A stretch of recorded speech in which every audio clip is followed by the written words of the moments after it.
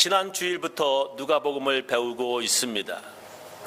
오늘 두 번째 시간으로 그 설교 제목은 그 이름을 요한이라 하라입니다.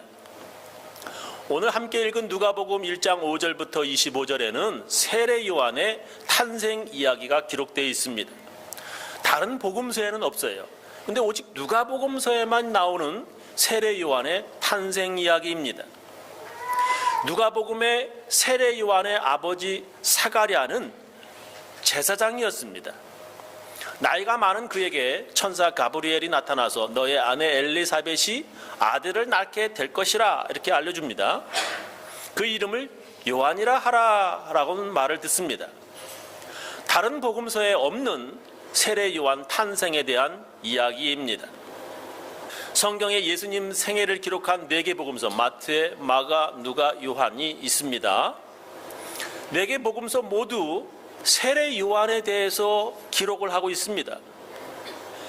4개 복음서 가운데 오직 누가복음서에서만 세례 요한의 탄생 이야기가 나오고 다른 복음서들은 모두 어른된 세례 요한부터 시작합니다. 저는 성경 읽어가면서 궁금한 것이 있습니다. 왜 복음서들이 세례 요한부터 기록하고 있는 것입니까? 복음서는 예수님의 생애, 그러니까 예수님의 전기, 예수님의 어렸을 때부터 이렇게 돌아가실 때까지 이 생애를 기록한 문서입니다. 이 복음서라고 하는 것이. 근데 복음서는 예수님이 태어나시고 활동하시고 죽으시고 부활하신 것을 기록한 문서입니다. 근데 사복음서 모두 예수님이 아니라 세례 요한부터 시작하고 있습니다. 왜 복음서들이 모두 세례 요한부터 시작하고 있는 것인지 저는 궁금합니다. 왜 그렇게 세례 요한부터 시작하는 것입니까? 그것은 세례 요한이라고 하는 사람을 통해서 하나님께서 우리들에게 들려주시고자 하시는 말씀이 있기 때문에 그렇습니다. 첫 번째, 회개라고 하는 것을 하나님께서 말씀하시려고 하시는 겁니다. 오늘 우리가 함께 읽은 말씀을 보면 천사 가브리엘이 세례 요한에 대해서 이렇게 말합니다. 천사가 일러 가로되 사가랴여, 세례 요한의 아버지지요, 무서워 말라. 너의 간구함이 들린지라. 네 아내 엘리사벳이 네게 아들을 낳아주리니 그 이름을 요한이라 하라. 너도 기뻐하고 즐거워할 것이요 많은 사람도 그의 남을 기뻐하리니 이는 저가 주 앞에 큰 자가 되며 포도주나 소주를 마시지 아니하며 모태로부터 성령의 충만함을 입어 이스라엘 자손을 주 곧 저희 하나님께로 많이 돌아오게 하겠음이니라 이렇게 말씀하십니다. 이스라엘 자손을 하나님께로 많이 돌아오게 하겠음이니라는 것입니다. 천사가 알려준 대로 세례 요한은 아무도 살지 않는 광야에서 회개하라 소리를 외칩니다. 그리고 요단강에서 죄 사함을 받는 회개의 세례를 사람들에게 줍니다. 그때에 세례 요한이 이르러 유대 광야에서 전파하여 가로되 마태복음 3장 1절에 이렇게 말씀이 나옵니다. 회개하라 천국이 가까웠느니라 하였으니 저는 선지자 이사야로 말씀하신 자라. 일러스되 광야에 외치는 자의 소리가 있어 가로되 너희는 주의 길을 예비하라 그의 십경을 평탄케 하라 하였느니라. 이 요한은 약대 토롯을 입고 허리에 가죽띠를 띠고 음식은 메뚜기와 석청이었더라. 여기서 석청은 돌에 있는 뿔입니다. 이때에 예루살렘과 온 유대와 요단강 사방에서 다 그에게 세례 요한에게 세례 받으러 요단강으로 나온다는 거예요. 나와 자기들의 죄를 자복하고 confession이죠. 자기 죄를 자복하고 요단강에서 세례 요한에게 세례를 받더니라고 기록하고 있습니다. 세례 요한은 회개하라 이렇게 외쳤습니다. 많은 사람들이 세례 요한에게 나와서 자기들의 죄를 자복하고 그에게 세례를 받았습니다. 마가복음서, 아까는 마태복음 읽었는데 마가복음서에는 이렇게 기록하고 있습니다. 세례 요한이 이르러 광야에서 죄 사함을 받게 하는 회개의 세례를 전파하니 온 유대 지방과 예루살렘 사람이 다 나아가 자기 죄를 자복하고 컨페싱하고 요단강에서 그에게 세례를 받더라 이렇게 기록되어 있어요. 세례 요한이 회개의 세례를 전파하니 많은 사람들이 자기 죄를 자복하고 그에게 세례를 받았습니다. 모든 복음서의 세례 요한으로부터 시작하는 이유가 바로 회개 때문입니다. 하나님의 아들 예수님이 오시는 것을 제일 먼저 준비하는 것이 바로 회개입니다. 예수님을 구세주로 믿기 위해서는 반드시 제일 먼저 자기가 죄인이라고 하는 것을 알아야 합니다. 다시 한번, 예수님을 구세주로 믿기 위해서는 반드시 제일 먼저 자기가 죄인이라고 하는 것을 알아야 합니다. 예수님은 의인을 위해 오신 것이 아니라 죄인을 위해 오셨다고 말씀하십니다. 누가복음 5장 30절 잘 우리가 아는 말씀이죠. 내가 의인을 부르러 온 것이 아니요 죄인을 불러 회개시키러 왔노라 말씀하세요. 예수님은 의인을 위해 오신 것이 아니라 죄인을 회개시키러 오셨습니다. 죄인을 위해 오셨는데 내가 무슨 죄인이야, 자기가 죄인이 아니라고 한다면 그 사람은 예수님이 필요 없는 사람입니다. 그래서 하나님께서는 회개하는 사람을 사랑하십니다. 누가복음 우리가 잘 아는 말씀이죠. 15장 7절 내가 너에게 이르노니 이와 같이 죄인 하나가 회개하면 하늘에서는 회개할 것 없는 의인 99을 인하여 기뻐하는 것보다 더하리라 말씀하시지요. 회개는 자기가 죄인이라고 하는 것을 깨달음으로 시작합니다. 근데 내가 무슨 죄인이야, 내가 사람을 죽였어, 도둑질했어, 사기를 쳤어 하면서 자기가 죄인임을 깨닫지 못하면 회개할 것 하나도 없게 됩니다. 그런 사람은 어떤 하나님의 은혜도 깨달을 수 없습니다. 요한 1서 1장 8절에 이렇게 기록하죠. 만일 우리가 죄 없다 하면 스스로 속이고 자기 자신을 속이는 거예요. 또 진리가 우리 속에 있지 아니할 것이요 만일 우리가 우리 죄를 자백하면 저는 미쁘시고 의로우사 우리 죄를 사하시며 모든 불의에서 우리를 깨끗게 하실 것이요 만일 우리가 범죄하지 아니하였다 나 죄 안 지었다 하면 하나님을 거짓말하는 자로 만드는 것이니 또한 그의 말씀이 우리 속에 있지 아니하니라 이렇게 말씀하십니다. 자기가 죄인이 아니라고 하는 사람은 하나님을 거짓말하는 자로 만드는 것이라고 성경은 말씀하십니다. 예수님은 죄인을 위해 오셨고요, 죄인을 불러 회개시키러 오셨다고 했어요. 하나님의 은혜 받는 것은 회개하는 자에게서 시작합니다. 내가 죄를 지은 죄인이라고 하는 것을 깨달을 때 죄인을 위해 오신 예수님이 필요한 것입니다. 근데 자기가 죄인이 아니라고 하는 사람에게는 죄인을 구원하러 오신 예수님이 필요 없는 것입니다. 많은 사람들이 예수님 필요 없다고 그래. 왜? 내가 죄인이 아니니까죠. 성경에 보면 자기가 죄인이 아니라 의인이라고 생각하는 바리새인들이 있었습니다. 그 사람들은 다른 사람의 죄를 손가락질한 사람들이었습니다. 자기도 더러운 죄인이면서 자기의 더러운 죄는 보지 못한 사람들이 다른 사람의 죄를 들추어내고 손가락질했습니다. 그리고 그런 사람들은 기어이 필요 없다고 예수님을 십자가에 매달아 죽였습니다. 그런 사람들은 예수님을 죽이는 사람들입니다. 교회는 예수님이 필요한 죄인들이 모이는 곳입니다. 그래서 교회에서 서로 잘났다고 싸우는 사람들은 교회를 죽이는 사람들입니다. 교회는 하나님의 은혜를 잃어버리지 않게 자기가 죄인이었음을 기억나게 하는 곳입니다. 그리고 지금도 죄 짓는 사람이고요, 또 지금이 아니더라도 또 죄 지을 수 있는 사람이라고 하는 것을 알려주는 곳이 바로 교회입니다.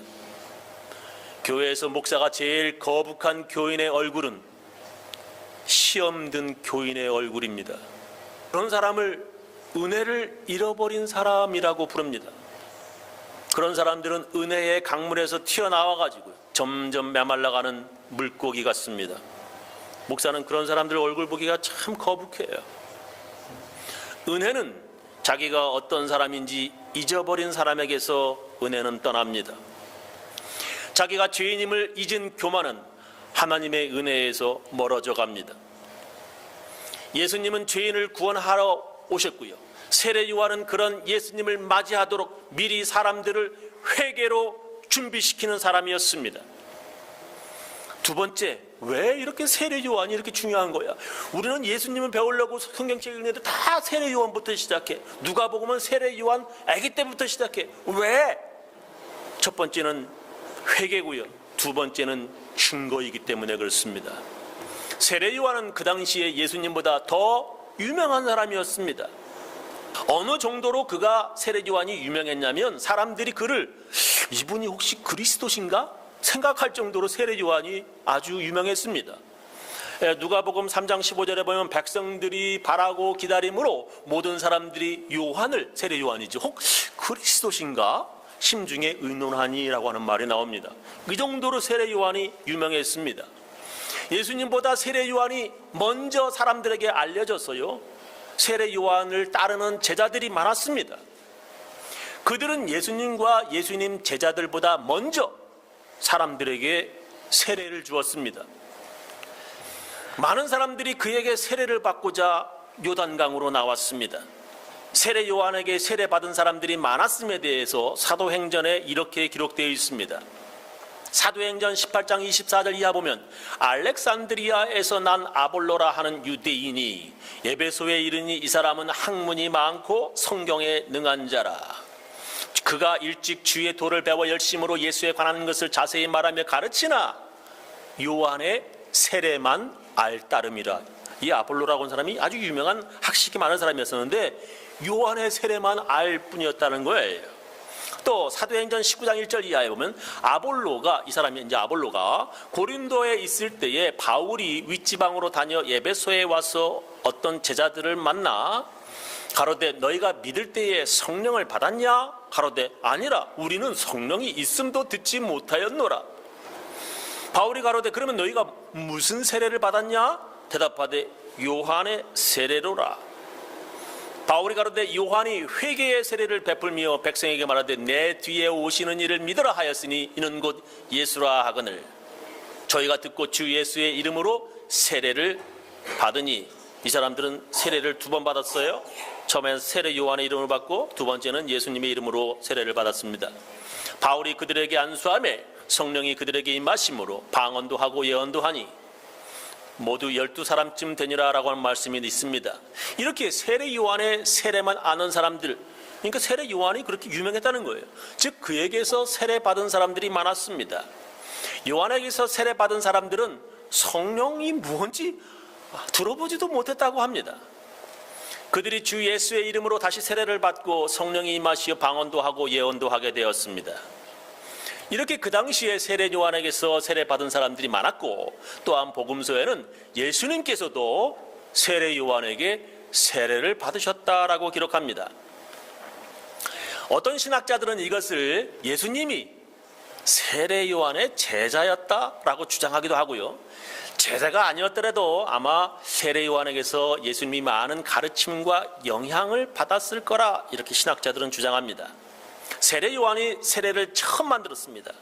그에게 영향을 받은 예수님이 그의 제자들에게 다른 사람 제자 삼을 때 세례를 줘라 명령하셨다라고 신학자들은 말할 정도입니다.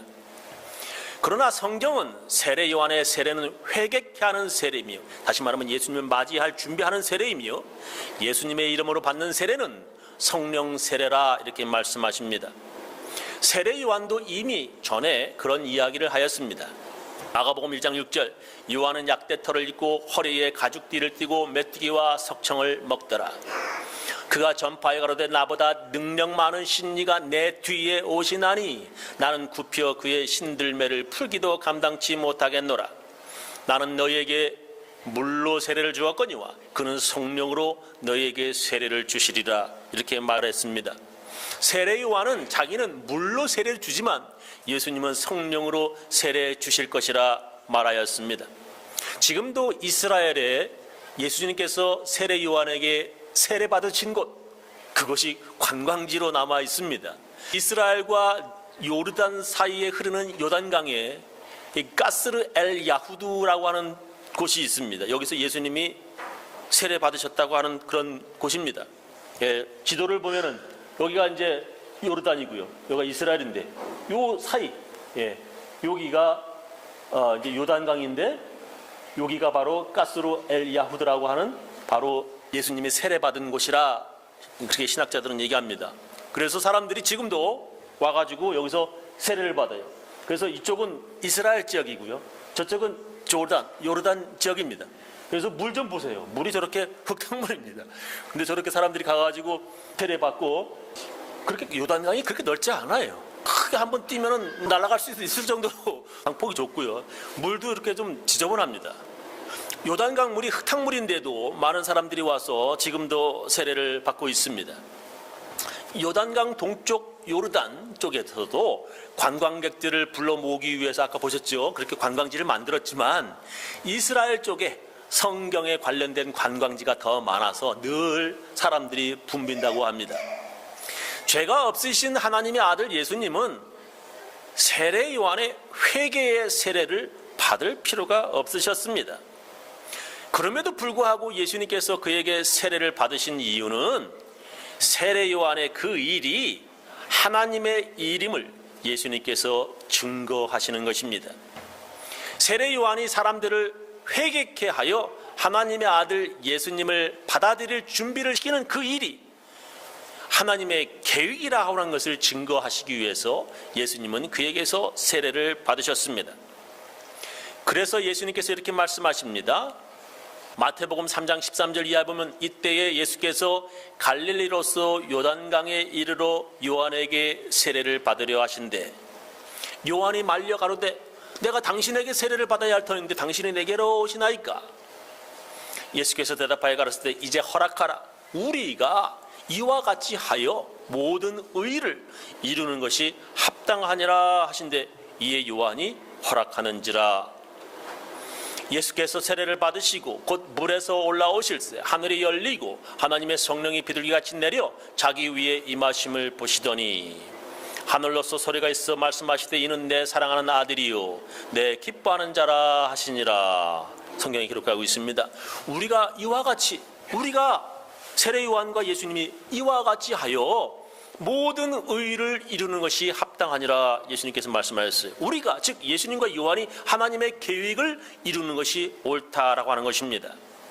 세례 요한과 예수님은 서로 하나님의 일을 하는 사람이라고 하는 것을 서로 증거하고 있습니다. 그래서 예수님께서는 받으실 필요가 없는 회개의 세례, 그죠? 예수님께서 뭐 회개하실 수 있겠어요? 세례까지 받으시면서 그 세례 요한의 권위를 높여 주셨습니다. 예수님은 여자가 낳은 자 중에 세례 요한보다 더 큰 이가 일어남이 없도다. 마태복음 11장 11절에 이렇게 칭찬하실 정도였습니다. 세례 요한은 이렇게 예수님이 오시기 전 그 길을 평탄케 하는 선지자였습니다. 요한복음 1장 29절 이하 보면 이튿날 요한이 예수께서 자기에게 나아오심을 보고 그러되 보라 세상 죄를 지고 가는 하나님의 어린 양이로다. 내가 전에 말하기를 내 뒤에 오는 사람이 있는데 나보다 앞선 것은 그가 나보다 먼저 계심이라 한 것이 바로 이 사람을 가리킴이라. 나도 그를 알지 못하였으나 내가 와서 물로 세례를 주는 것은 그를 이스라엘에게 나타내려 함이라 하니라. 요한이 또 증거하여 가로되 내가 봄에 성령이 비둘기같이 하늘로서 내려와서 그의 위에 머물렀더라. 나도 그를 알지 못하였으나 나를 보내어 물로 세례를 주라 하신 그이가 나에게 말씀하시되 성령이 내려서 누구 위에든지 머무는 것을 보거든 그가 곧 성령으로 세례를 주는 이인 줄 알라 하셨기에 내가 보고 그가 하나님의 아들이심을 증거하였노라 하니라 했습니다. 세례 요한은 예수님을 하나님의 아들로 증거하는 자라는 것입니다. 세례 요한이 예수님에게 세례를 주었는데도 불구하고 점점 세례 요한보다 예수님의 인기가 더 치솟았습니다. 세례 요한에게 오던 사람들이 이제는 점점 예수님을 따라다니는 사람들이 되고 예수님 따라다니는 사람들이 그 숫자가 세례 요한보다 더 많아집니다. 세례 요한의 제자들은 그것을 보고 세례 요한에게 이렇게 말합니다. 저희가 요한에게 와서 그러되 랍비여 선생님과 함께 요단강 저편에 있던 자 곧 선생님이 증거하시던 자가 예수님이지요. 세례를 주매 사람이 다 그에게로 가더이다 라고 세례 요한의 제자가 그렇게 얘기해요. 사람들이 세례 요한보다 이제 예수님께로 더 많이 간다는 것입니다. 그때 세례 요한이 이렇게 말하지요. 나의 말한 바 나는 그리스도가 아니요 그의 앞에 보내심을 받은 자라고 한 것을 증거할 자는 너희니라. 신부를 취하는 자는 신랑이나 서서 신랑의 음성을 듣는 친구가 크게 기뻐하나니 나는 이러한 기쁨이 충만하였노라. 그는 흥하여야 하겠고 나는 쇠하여야 하리라. 이렇게 세례 요한이 얘기하죠. 그는 진정 예수님을 증거하는 하나님의 사람이었습니다. 질투하지 않고 내가 이 사람을 하나님 아들이라고 증거하는 거란 말이에요. 그래서 그분은 흥하여야 되겠고 나는 쇠하여야겠다. 이렇게 말하는 것입니다. 요약하면서 제 설교를 마치겠습니다. 왜 예수님의 생애를 기록한 복음서에 세례 요한부터 시작하는 것입니까? 그것은 세례 요한을 통해서 하나님께서 우리들에게 말씀하시고자 하시는 것이 있기 때문에 그렇습니다. 첫 번째 뭐냐? 회개입니다. 회개는 자신이 죄인임을 깨닫는 것입니다. 자기가 죄인임을 아는 회개하는 사람들은 예수님을 필요로 합니다. 세례 요한은 구원자 예수님을 필요하도록 회개케 하는 사람입니다. 두 번째, 왜 세례 요한부터 시작하냐? 바로 증거하는 사람이기 때문에 그렇습니다. 세례 요한은 예수님이 하나님의 아들임을 증거하였습니다. 예수님께서는 세례 요한에게 세례를 받으심으로 그의 권위를 세워주셨습니다. 저는 우리 교인들 모두 자신이 죄인임을 깨닫고 예수님을 구세주로 영접해서 항상 하나님의 은혜 가운데 생활하시기를 예수님의 이름으로 축원합니다. 기도하시겠습니다.